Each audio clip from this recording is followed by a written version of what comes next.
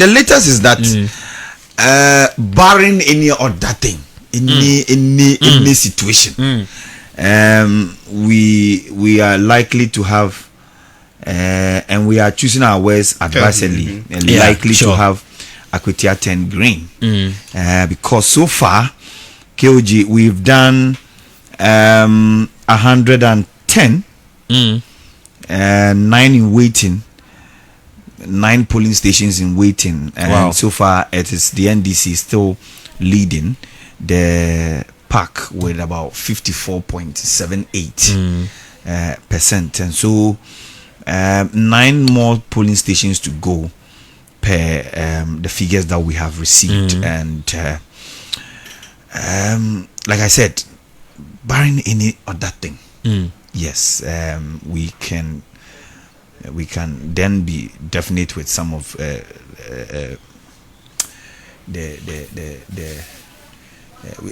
we can now probably say provisionally and call the election for the NDC. Okay.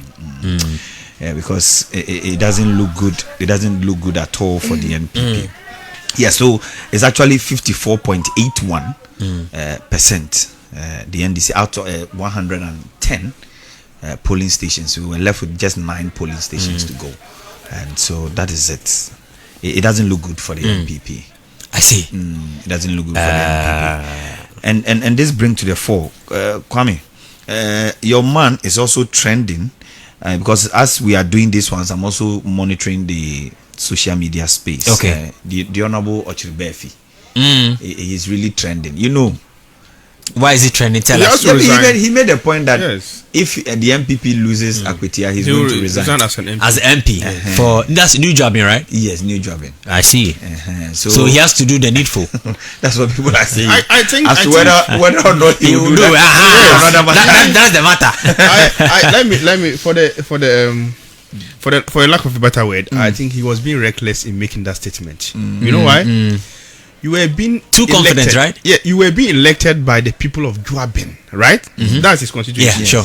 To come and represent them in parliament. And you say that if your party wins the election in Akwatia, loses the election in Akotia. Loses the election in Akotia. Then you are going to resign from being a member of parliament for the good people of New Juabin. Do you understand that? I get it. That means that he's more passionate about the people of Akotia than his constituency. That's what it means. But that's what you people do. That is what you guys. You see? But that is what you guys do. No. That was very reckless. He should not have made that statement. Yeah. Okay. Because once you make that statement, he was carried away. Carried away by what? Too much confidence. Carried away more than the people of Juabin. So what I will simply say is that the people of Juabin, you are listening, and what it means is that your member of parliament do want the benefit of other constituencies more than his own constituency. He has promised to resign. In fact, you impose a duty. Oh, look, no, dog. We were in this country. Listen. Your people also said so many things. Dog, listen. Keoji, I'm sure you are aware of some of the things. Keoji, listen. You see? No, of course. I think that he should be doing the honorable thing by resigning. So I will have a new by-election. That's no, you see, we have to be taking them by their words. You understand? Especially when you make a statement in relation to the people you serve. You see, it sends a signal to them. Inti sana here. About one amount. We have gone to vote for you, and you are using our vote that we have voted for you to play as collateral.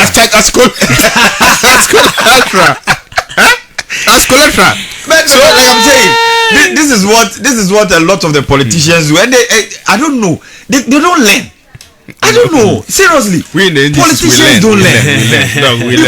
Because I remember vividly in 2016, we had some leading members of the NDC sit on TV and radio to say that if they lose 2016 election, in fact, they were asking the interviewer what car he uses.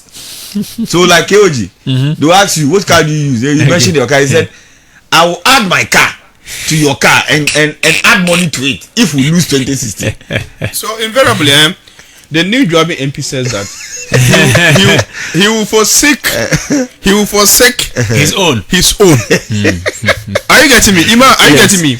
The MP for New Joabin is saying that he is going to forsake his people, and they are listening. They have heard what he said, and so in the next election, before he forsakes them, they should forsake him for the NDC. Please, we beg them in the next election for this promise he has made, whether he fulfills it or not. But before they sit down for him to forsake them, they should forsake him for the NDC in the next election, so that he wouldn't have even the opportunity to forsake the people of New Joabin. In fact, they are very good people that I think that should be served properly and well.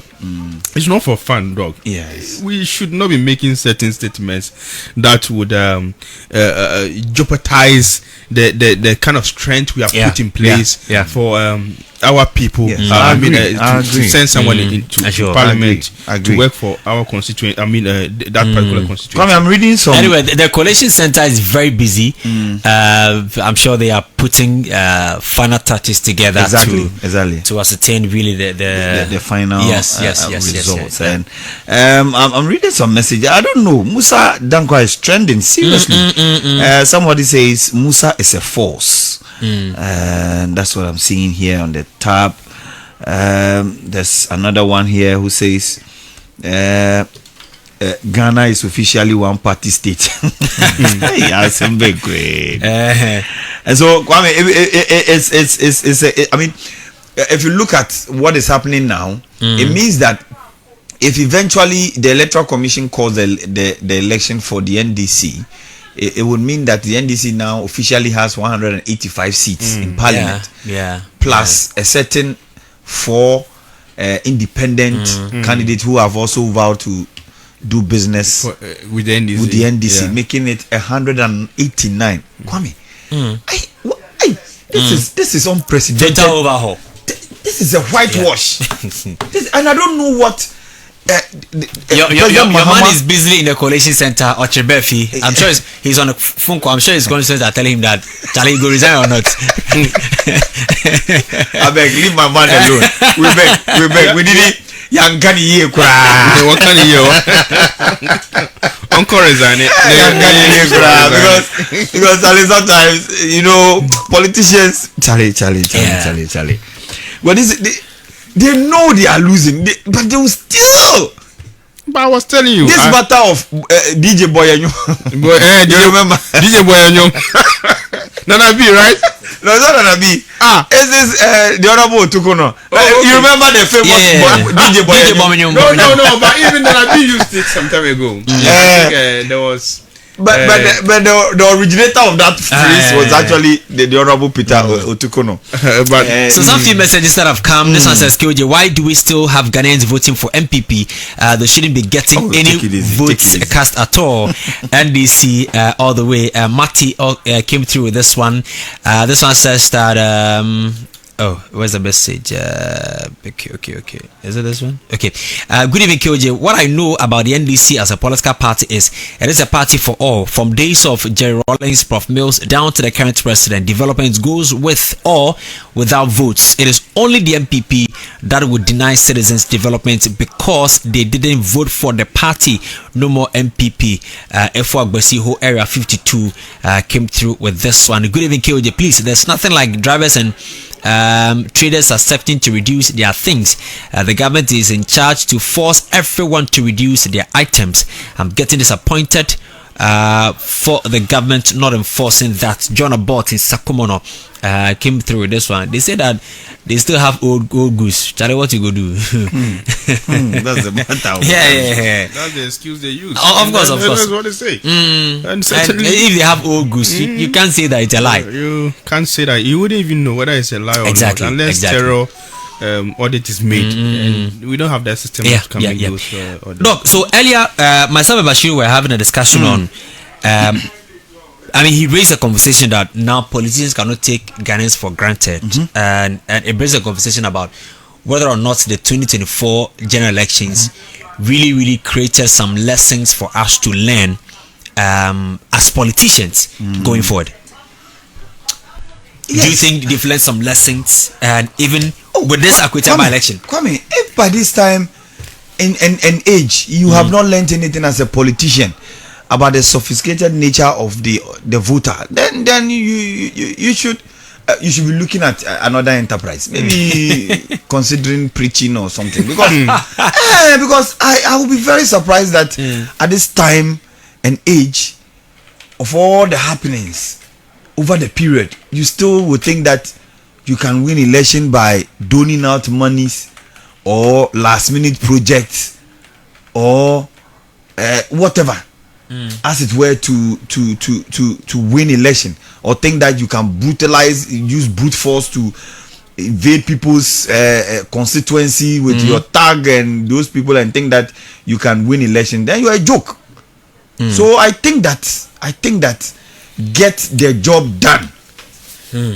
Politicians, if the ordinary people queue to go and vote for you, get the job done. Simplicity. And if you get the job done, your work is as easy as any other thing.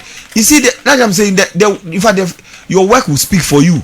Your work will speak for you, and so you will not be bothered as to what you really have to go and look for money, chase people here and there, begging for money to go and do campaign. Why would you want to beg for money to go and do campaign if really you've done what is right when they gave you the power? You understand? Yes, you need money to do one or two things, but not necessarily money to go and share for people to go and chop and go and vote against you, as is said. So I agree that the Ghanaian voter is a new breed. Let not any politician think that you can do some of these shenanigans and think that they will vote against you.